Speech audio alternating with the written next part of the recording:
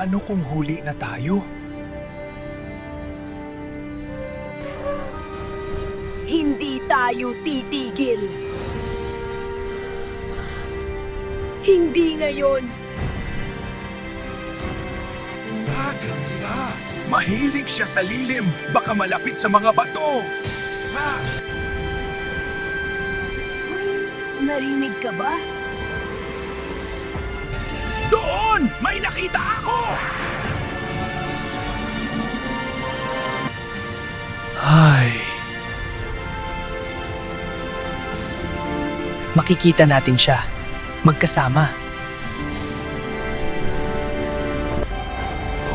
Siya yun! Narinig ko siya!